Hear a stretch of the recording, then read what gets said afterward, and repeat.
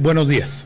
¿Qué tal? Muy buenos días, Enrique. Siempre un gusto estar en tu programa y buenos días a todos que nos escucha por alguna herramienta electrónica. Buenos días. Ha habido mucha actividad desde la perspectiva política a partir de situaciones que están presentando, y el capítulo de ayer fue escrito boletín que habría emitido el dirigente nacional de Morena, donde propone utilizar al INEGI como una especie de visor para que se conozca el patrimonio de las personas, y si este patrimonio de las personas o de las empresas es utilizado como algún tipo de influencia de poder, lo cual ha despertado la inquietud de todos en el país. Mario, conocer tu punto de vista. Mira, bien lo dices, Mario. Creo que ese documento que sacó el presidente Morena tuvo muchísimas aristas. Yo debo reconocer que a mí me llegó vía electrónica o WhatsApp el domingo por la noche. Incluso yo lo compartí con algunas personas preguntándoles qué opinaban del documento, que si lo podían leer y qué opinaban al respecto. Debo decir, ahorita me da gusto, en la mañanera el presidente le preguntaron al respecto y dijo que no le parecía correcto. Y yo creo que hay un fondo muy importante, Enrique, que tiene que ver con el tema de la desigualdad. Y desgraciadamente, y a lo mejor no es lo políticamente correcto a decir, el tema de la desigualdad puede ser muy manoseado y sonar muy atractivo en algunos momentos, pero desde el momento en que somos individuos va a ser prácticamente imposible que seamos todos iguales. Por eso somos individuos, porque cada quien tiene una característica distinta. ¿Qué hemos visto o qué he visto yo de algunos países escandinavos, digamos, que tienen mejores niveles de vida? En donde hay igualdad es en las oportunidades, es decir, que todo niño tenga la oportunidad de estudiar. El que no lo quiera hacer, pues que no lo haga, pero que todo aquel que lo quiera hacer tenga la oportunidad de estudiar hasta el nivel que guste, así sea doctorado, maestría y lo que sea. Que no dependa pues del nivel de ingreso que tenga. Que todo enfermo tenga la oportunidad de asistirse en la salud, es decir, que no importa si eres rico o pobre o dónde naciste, pero que si te enfermas a cualquier edad tengas la oportunidad de asistir a la salud.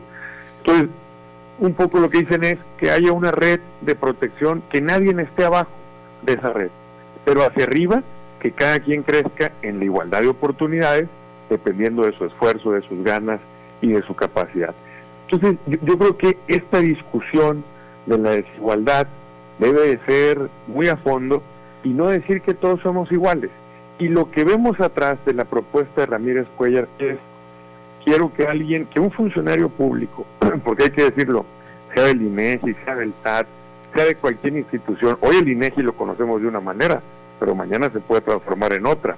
Y por ahí corrieron algunos memes que aparecían como unos soldados vestidos con camisa de INEGI queriendo abrir la puerta de una casa. Violar la intimidad de tu casa con el pretexto de saber con qué cuentas para combatir la desigualdad, creo sin duda que es una verdadera, pues perdón la expresión, no sé si locura, exageración, y no creo que sea el camino por donde debamos de ir. Básicamente porque es una institución que tiene unos objetivos bastante y hasta sobradamente cumplidos, Mario, que no precisamente ha sido eso. Si te parece, vamos con mi compañera Samantha Chover. Samantha, adelante. ¿Qué tal, senador? Muy buenos días. En otros temas, el PRI en el Estado ha argumentado que el INSABI no ha dispersado recursos en la entidad. ¿Qué opinión le da a este tema? Pues lo vemos con mucha preocupación, porque lo que nos hemos estado dando cuenta es que en las conferencias del subsecretario Gatell se dice que ya están los insumos, que se cuentan con los recursos, que se denuncie o que se señale si es que no han llegado porque ellos ya los enviaron.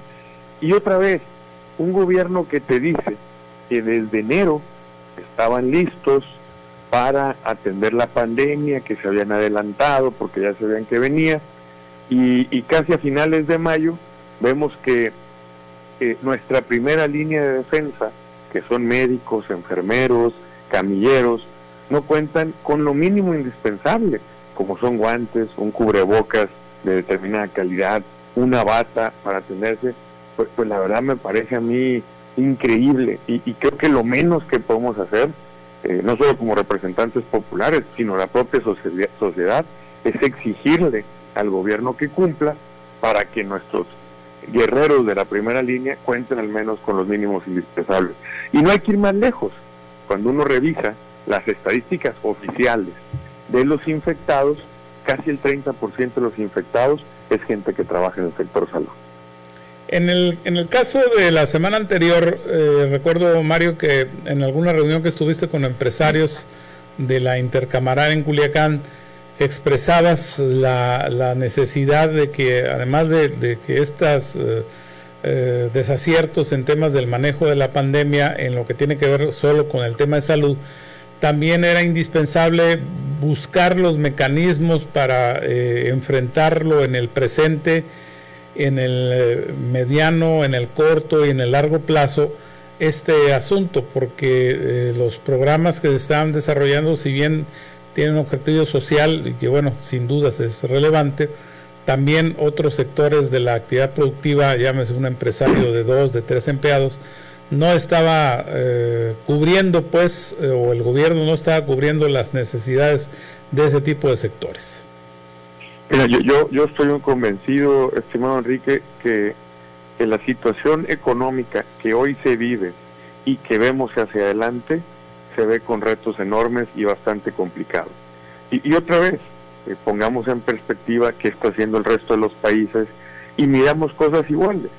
Es cierto, cada país tiene un Producto Interno Bruto o un PIB distinto, pero también para medir cosas iguales, ¿qué porcentaje de ese PIB o de lo que produce cada país están metiendo incentivos, no a rescates, no a FOBAPROA, no, a incentivos hacia la gente que trabaja? Así de simple.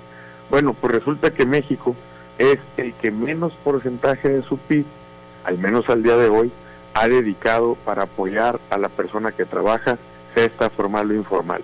Entonces, pues no por nada, cuando uno revisa las perspectivas de crecimiento que tenemos, que para este año, para este 2020, pues resulta que México es el que hoy por hoy se ve de los países más afectados con respecto al resto debido a esta pandemia. Hay que decirlo también, ya veníamos medio mal, es decir, en 2019 ya no crecimos en lo económico.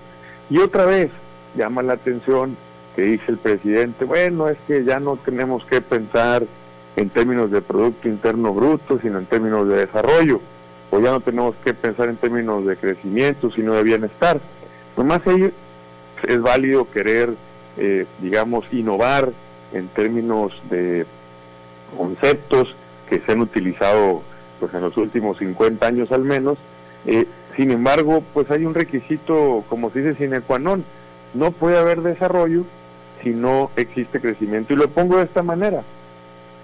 El pastel, si es de un tamaño, tú lo puedes partir de distintos tamaños si quieres, una rebanada, está bien. Pero la única manera de que a todos toque más es haciendo el pastel más grande. Si no haces el pastel más grande, por más que lo partes de distintas maneras, no le tocará a todos más. Entonces, pues yo siento que tenemos que poner los pies en el piso, entender la realidad. Yo sí veo una gran oportunidad en la parte económica, si entendemos lo que está pasando, y solo pongo un botón de muestra. Esta pandemia nos ha enseñado que el mercado más grande, que sigue siendo el de América del Norte, que es Estados Unidos, Canadá y México, sobre todo Estados Unidos, no tiene interés en seguir su cadena de proveeduría en China. Es decir, el pleito China-Estados Unidos, sin lugar a dudas, es una realidad y podría ser una gran oportunidad para México, ya que de los 3 países de América del Norte es el que se encuentra en vías de desarrollo. Si nosotros nos montamos y nos adecuamos a esa alternativa, así como hoy tenemos la cadena automotriz muy integrada, que genera millones de empleos en México, pudiéramos hacerla en otras vertientes, pero eso va a depender de nosotros. Desgraciadamente, decisiones como la que vimos que se tomaron hace unos días en la Secretaría de Energía con respecto a las energías renovables no nos indica que vamos por el camino correcto. Senador, hay otro tema muy importante que preocupa sobre todo a los productores en Sinaloa, y es la especulación en el programa de adquisición de la cosecha de maíz. Platíquenos cuál es su opinión respecto a esto. Los productores están pues pidiendo que sea un pago justo y que se hagan los contratos convenientes. Claro, ahí creo que lo más importante, y creo que es un tema fundamental para nuestro Estado, es, primero, hay que contratar. Ya está el mecanismo, que en el pasado se conoció como agricultura por contrato o A por C, hoy no sé qué nombre tenga, pero es prácticamente lo mismo, hay que contratar. Y yo debo decirlo, yo estuve muy atento de la mañanera de hace algunas semanas, donde el presidente de la República, con todas sus letras, se comprometió a que el pago por la tonelada de maíz iba a ser 4,150 en un esquema donde participa lo que hoy se conoce como Segalmex, que antes fue Diconsa y Liconsa. Yo creo que, lo digo con mucha sinceridad y humildad, la palabra del presidente de la República debe ser suficiente para tener la tranquilidad que se va a cumplir el pago de los 4,150 por tonelada del maíz en Sinaloa. Mario, en el escenario de la agenda legislativa, pues hay muchos pendientes que también tú lo referías la semana pasada. Sin embargo, hay pocos caminos para escuchar opiniones distintas, y bueno, al escuchar opiniones distintas me refiero a la oposición a Morena. ¿Esos caminos siguen en ese mismo sentido? Pues sí, ayer tuvimos una reunión virtual, el grupo parlamentario del PRI, también el grupo de contención, donde están los senadores de Acción Nacional, de Movimiento Ciudadano, del PRD y nosotros los del PRI. Y bueno, estamos haciendo una presión para poder volver a sesionar, incluso pues lo común que sucede en el Parlamento, llamar a rendir cuentas a algunos funcionarios del gobierno federal, por ejemplo, al secretario de Salud o al subsecretario Gatell. Hay que recordar que cuando un funcionario asiste al Senado a informar, obligadamente lo hace bajo protesta de decir verdad, lo cual pues ya te pone en un contexto distinto legalmente hablando. Igual el secretario Durazo de Seguridad Pública, que no se habla mucho de eso, pero está obligado por ley a estar asistiendo a rendir cuentas, y cuando uno ve, a pesar de la pandemia, los índices delictivos pues siguen en aumento. Entonces sigue habiendo muchos temas, estimado Enrique, pendientes. Para nosotros sigue siendo pues muy grave que el Congreso, entendemos la pandemia, pero que en época de pandemia el legislativo esté prácticamente cerrado. No lo compartimos, seguimos empujando y probablemente pronto estaremos de vuelta sesionando, si no es presencial, al menos de manera virtual. Mario, muchas gracias por aceptar esta llamada telefónica. No, al contrario, muchísimas gracias, Enrique, un saludo a todos y bueno, pues a cuidarse en la medida de lo posible.